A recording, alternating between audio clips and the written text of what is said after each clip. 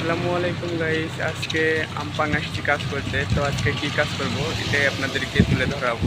তো চলেন বকবক না করে আপনাদেরকে কাজ দেখাই।